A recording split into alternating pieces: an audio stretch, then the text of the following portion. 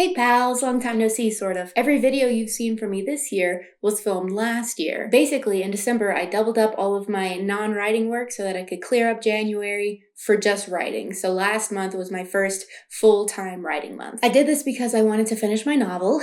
I wanted to see how my workflow changed when I only had writing to think about, and I wanted to see how much I wanted to rearrange my current schedule to make more room for writing fiction. I finished an 80,000 word draft of the first novel of my fantasy series, so it went pretty well. In this video, I'm just going to talk about my experience writing full-time, and I've organized them into a list for ease of consumption because I find it pretty hard to follow along with those long ramble vlogs. Let's set the parameters of this experiment. I had basically 3 goals going into January. I wanted to finish this novel, which I did. I wanted to finish producing the audiobook for STARLIGHT, which I did. And then I wanted to write a novel in the new drafting software. So I had a company that reached out to me to test out their drafting software so that I could give them feedback on it. So I kind of double dipped. While I was writing my novel, I was just keeping notes of features and bugs and stuff that I wanted to tell them about. So those were the only 3 things that I was allowed to work on in January besides keeping up with my Twitch streams. So here are the 8 things that I learned writing full-time for a month. First off, it slapped. Very cool. I'm kind of just having a good time. Writing is really fulfilling for me, so I enjoyed it. I got a lot done, and I think I learned that I do want to commit a little bit more time to writing my fiction. It takes me so long to write whenever I'm doing other work at the same time, but being focused on this one thing for all of January, I probably accomplished what would have taken me the entire year to do otherwise, so very cool. So my first observation about writing full-time is that it was nice. The second thing I learned is that productivity on a project is so much more than just hours spent on it. Before this experiment, I would write for 2 hours every morning and then spend the rest of the day doing my other work. And I had some days this month where I would only write for 2 hours in the morning because I had appointments or house viewings or I was going ice fishing or something. But in those 2 hours, I was much more productive than I was in 2 hours during a regular workday. I think I was more productive with the same amount of writing time because during my downtime, I was only thinking about that novel. Like that was the only creative project that my brain was processing. I didn't have to switch gears to work on a client manuscript or write an article or anything like that. So anything I was having ideas for throughout my day was going toward my novel. So that revelation was pretty helpful, and I'm going to apply that to the way that I structure my work days from here on out. Number 3, having my full focus on this novel made me realize that this bitch is 2 books, it's not 1. I was fighting and fighting with it because the pacing felt so weird, and my problem was that I had too much plot and too many full character arcs for the tiny space that I had. So I started out with a draft of 70,000 words, and then I a third of it really. I took a third of it and expanded that into an 80,000 word manuscript. And I'm still a severe underwriter, so it'll be expanded a lot, so that could give you an idea of how much shit was in this little bitty book. So being able to sit with it, focused on it for that long, made me realize that it was 2 books. Whereas that was my 3rd draft, and I did not notice before because I was drafting it as I was doing other stuff and I was not giving it my full attention. If I had taken that massive step back to see that that was the problem, the book could have already been published. Writing full-time took practice. I've had days where I've written all day, but keeping up with it for an entire month was different. I like to have multiple projects going on at once, and I like to hop between them, which might not actually be the way I'm most productive. I'm figuring out after this month. So whenever I hit an obstacle or a frustration with this project, I didn't have anything else to jump to. I couldn't make excuses of, oh, let me finish this manuscript critique or let me edit this video real quick. I just had to sit and look at it. The first 10 days of this month were really funny because literally every other day I would dramatically switch gears. So the first day I'm this is the best book ever. I'm killing this. This is amazing. And then the next day I'd walk into Sam's room and be like, I'm getting a job.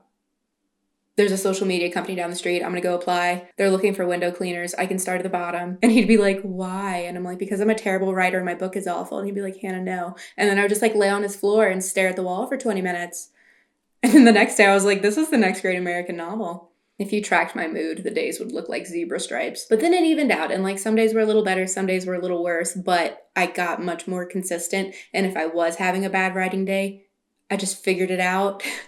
So forcing myself to sit there and deal with being super disappointed in my own writing, I think made me a better writer. That said, I think I do still need a little additional project while I'm working on a bigger one. I typically keep a work journal. So at the beginning of the day, I write out my objectives. And then at the end of the day, I review what I did and what I learned, etc. But on writing days, it's harder to make that goal list because it would look like write chapter 1, write chapter 2, Skip ahead to chapter 8 and write the sex scene because you're bored. Write chapter 3. So I did find that I was missing having that little morning routine of doing my work journal. So my solution was writing poetry. I've had a little poetry folder that I occasionally dabble in for shiggles. And I went over the ones that I have and I realized that there's a theme among all of them. In some way, they're all related to Louisiana. So I just had like a Louisiana poetry collection cooking on accident. So at the beginning of the month, I brainstormed a giant topic list of everything related to Louisiana and the bayou and the culture and the food and my childhood, whatever. And then every day I would pick a topic from that list and do like a little 5-10 minute writing sprint and get a poetry draft out. So that was just like a quick little warm up, and it didn't take the mental capacity that working on something like my dystopian short story collection would take. But it was something to kind of break up the monotony, and then bonus points for working on something that I can eventually publish. So I think that was a positive habit that I should hang on to. I know I just made fun of how silly having a to-do list for drafting a book is, but I did end up doing that. So the last week of January was pretty sluggish for me. I thought that I wasn't going to finish the draft because I still had so much to do. And I was writing every day, but I was unmotivated and not making a ton of super quick progress. So I started setting my daily intentions again. And I was layering my tasks between writing and then things that require me to get up from my desk. So that list would look something like: write the river scene, walk the dog, revise chapters 14 to 17, water the plants, revise the fighting scene to foreshadow this character's death, vacuum the house, or whatever. So breaking it up into those much more specific writing tasks that I could do quickly really helped push me through at the end. On January 30th, I was looking at my project and I was like, I'm not finishing this. It's too much. I'm kind of lost. I don't really have a big thing to do to finish it. It's just a bunch of little shitty things I have to staple together. But I accomplished more with this project in 30 days than I have in months. So that's cool. We'll come away with it with a positive. But then I decided, no, I'm going to finish this. January 31st, I wrote for 12 hours straight. I added 11,000 words to my manuscript and I finished it. And it was messy and nasty, but it was done. I shipped it out to my alpha readers without reading a single word of the 11,000. Kindest regards. So sometimes you have to rip the Band-Aid. You can fiddle with it forever. You have to decide when something's going to be done and when it's time to move on to the next step. I have other projects. I have part 2 of this book to write. My month for drafting that book was over, so the draft had to be over too. And it is, and that feels great, and it'll probably feel a lot less great once I get my alpha reader feedback, but that'll be okay. We'll deal with it then.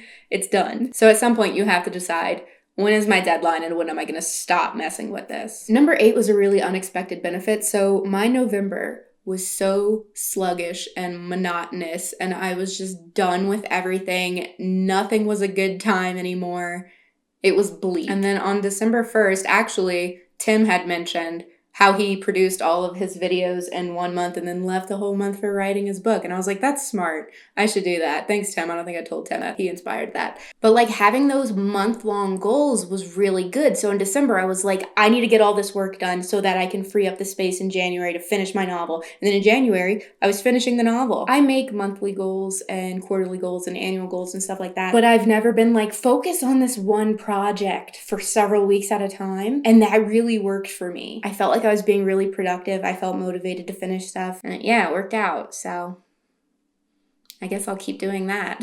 Overall, writing full-time for a month was a really good experience for me. The only drawback that I found is that I've forgotten how to vlog, which is why I've been staring out of my window probably the whole video. Oh, I cut myself a mullet, by the way. What do you think? Very 70s when paired with this sweater. So yeah, I don't think it's very sustainable to do what I did, which I didn't intend to do it again, but if I split a month writing and then a month of everything else, I don't think that would be great. It was kind of a struggle to rearrange everything for December. My patrons were really cool about it. My clients were really cool about it. Thanks, guys.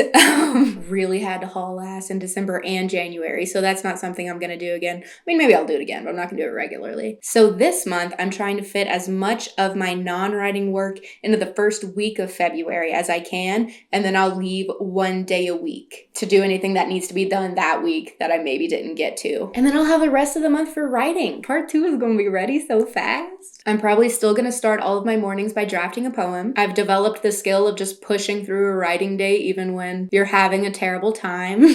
And I'm gonna start structuring my work where it's bigger clumps focused on one project instead of hopping around between 16 different things like I used to do. And yeah, 10 out of 10. Thank you to everyone who allowed me to shift my schedule around when you were waiting on stuff for me. And thanks for watching, and thank you to my patrons for sponsoring this video. If you would like more updates on me and my books and my other projects, go ahead and subscribe to my newsletter that's linked in the description, and I'll see you next week. Bye.